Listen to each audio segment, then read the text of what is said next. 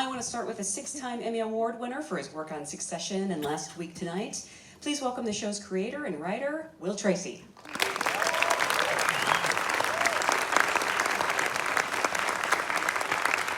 We also have an Emmy Award winner for her direction on The Crown. She is an EP on the series and directed episodes 3, 5, and 6. Please welcome Jessica Hobbs.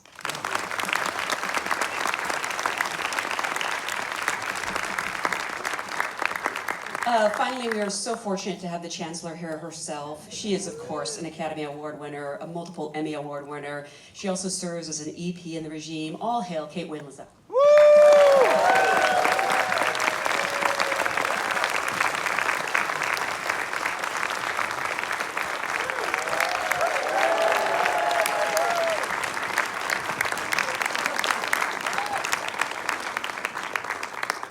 Thank you all so much for being here, and congratulations on, sometimes I see things and I think they're just made for me, and I'm so happy to learn that they're made for other people as well. Before we get started, I actually always love to go back to the beginning and ask, what was your first job in this business? The first time, you could call yourself a professional writer or a director or an actor? Wow. Bagsy not going first. Want me to take this first? Oh boy. First job in film and television. Well, I worked for many years at The Onion, America's Finest News Source. And you wrote one of my favorite jokes. Did I? The You've Got Mail one. Oh, yeah. That's right. There was an Onion television show that I worked on, a somewhat ill-fated Onion television show that I worked on. So that was technically my first gig. But then my first, I guess, real job was on Last Week Tonight with John Oliver. Your first real writing job, right off the bat? Yeah, I mean, after The Onion, that was sort of the first one. It's amazing. Yeah. Jessica, please humble us. I don't think I can compete with that. It's very good. I'm trying to remember, I grew up in New Zealand and I started in the film industry there. I was an assistant director, started making short films, and then when I moved to Australia, I started to move into television there, and so I think my first proper job as a director was in my 20s. I did a show called Heartbreak High for a long time, which is now having a lovely big renaissance, which is great. That's amazing. And Kate, for you, I think I might know the answer, but... I don't know if you do. Okay, good. So, in the spirit of everyone has to start somewhere, I did a Sugar Puffs cereal commercial along with about 30 other kids, and I remember the brief was, dress brightly. And I recall being horrified because I had to borrow my older sister's red jeans and my younger sister's yellow sweatshirt. They were the only colourful things I could find. And I think I ended up being sort of like, you saw a bit of my arm at the edge of frame. But I remember I was paid £55. Wow. Which at the age of 11, I mean, come on. And I said to my mum, I just was obviously just going to put it into the family pot of like living and things. She said, no, you are going to spend all of that for yourself. And I walked into town and I went to the market and I bought a fantastic leather jacket. And I still have it to this day. No way! That's amazing. Yeah. And it cost me every single one of those £55.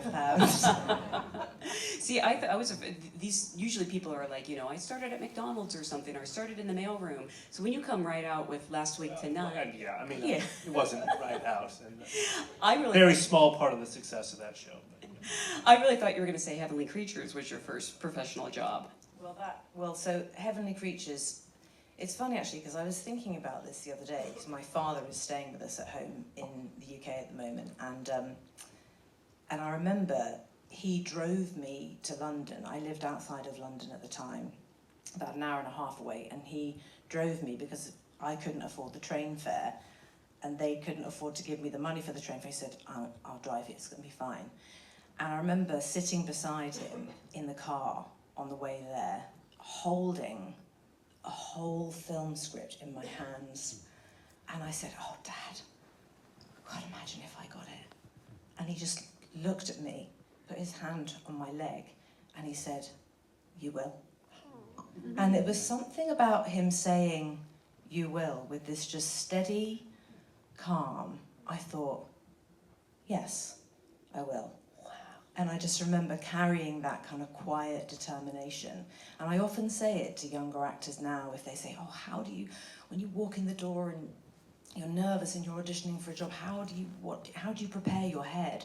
And I will often just say to them, if you just believe you can, it will help you so much. If you walk in there carrying, almost like mind-fucking yourself into believing this job is mine, if you walk into the door carrying a degree of just grounded confidence, it sort of calms everything down in a weird way. And I remember my dad saying that to me. It was the beginning of kind of how I started to learn to sort of carry myself as I walked over the threshold and into those rooms when you just want to say to the person, "Look, if you just give me the job, I know I'll do it really, really well." You sort of want to, you have to stop yourself, of course, saying those ridiculous things. That's what I do. But I was only 17 doing Heavenly Creatures. Isn't that crazy? It seems so insane. After that, would you call your dad anytime you had a role coming up and say, "Dad, I really want this"? So well, he now, could say.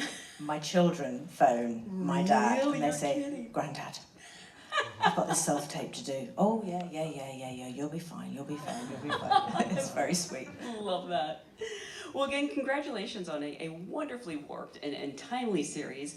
I want to start at the beginning with Will, because I'm just sort of curious what the initial spark or the genesis was that sort of led you. This marks your third lead role in an HBO drama after Mildred Pierce in Mayor of Easttown, which is some very impressive company. What interested you in the project? And you know, it has to be something special to follow those two. For this trio, was it just the opportunity to sing Santa Baby badly? Yeah, it was that. No, I was sent the scripts and I honestly I couldn't believe this character existed. Like, okay, this could be very exciting, very funny, very terrifying, and who am I to not jump in and do this? It was the scripts, really, honestly, which were pretty complete, I seem to remember, when I received them. I think with the exception maybe of 6, and I think you were still doing something to 4, I vaguely remember.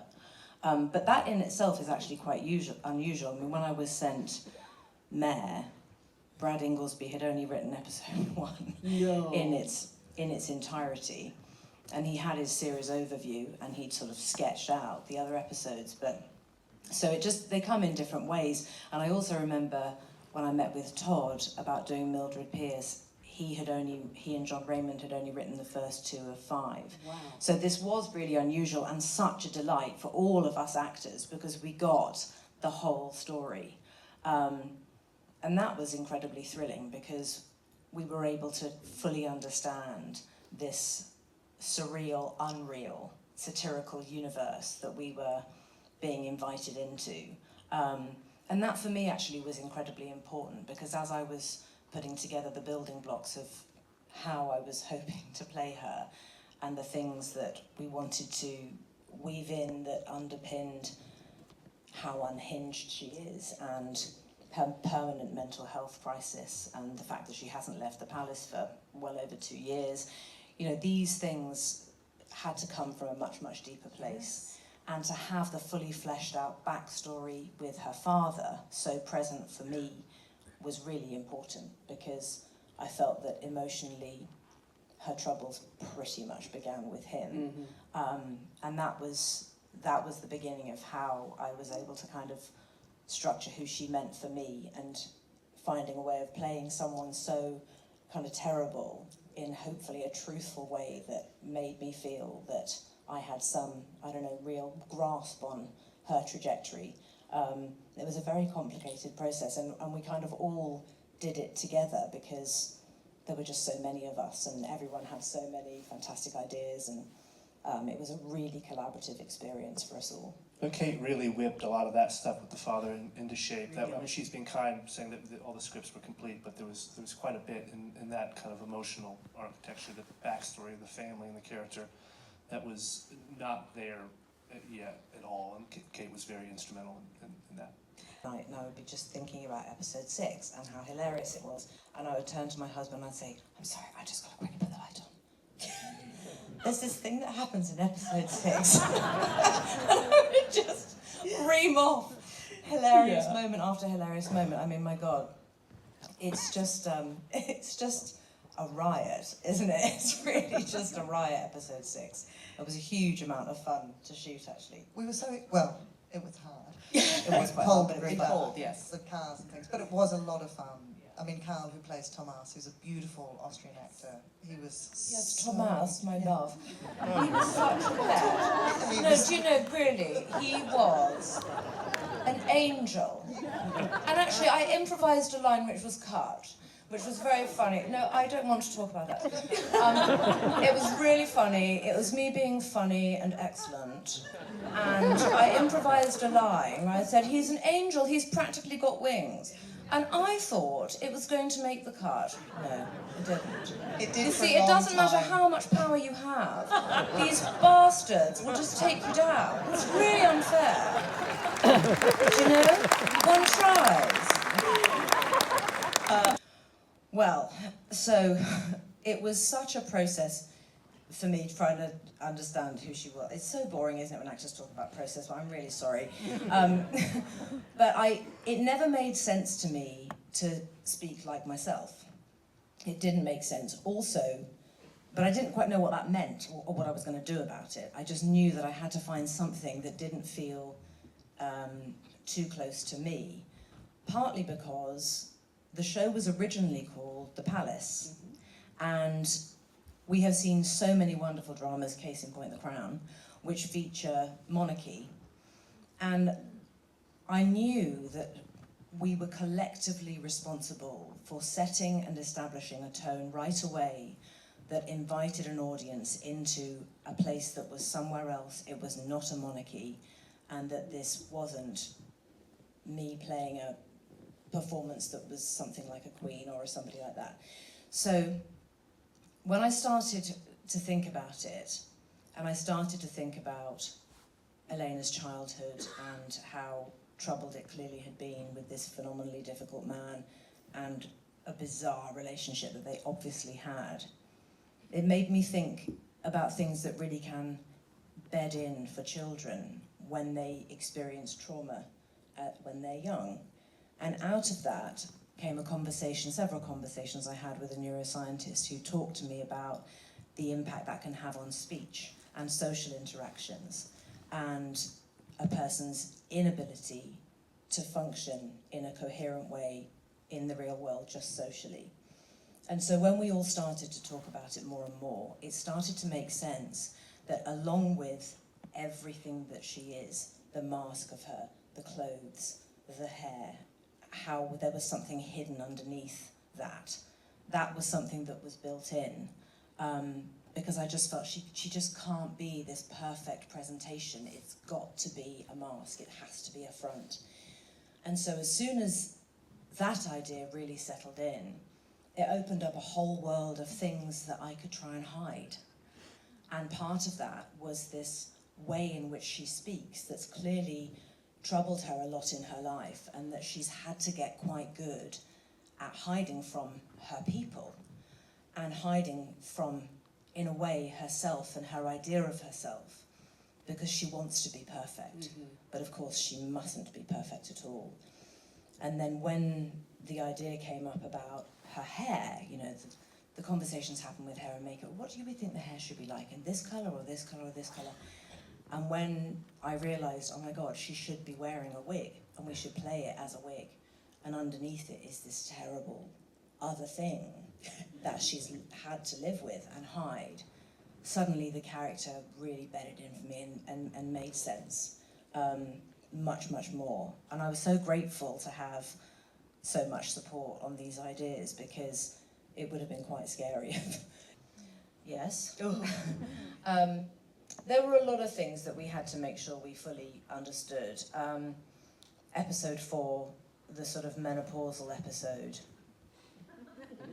I mean, I'm getting the flashes a little bit, I'm not going to lie. So the idea of an ice bath, and when I said to Will, oh my God, we have to put that whole entire conference in an ice bath, and Will was like, wait, and I was like, it's going to be fine.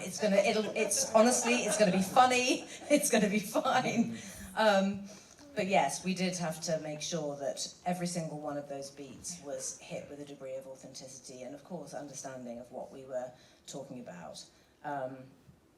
Because if it didn't feel believable to me, then it could have been just comedic, you know. And that's the thing, is that playing somebody so complex like that, where there are things that happen that are accidentally funny,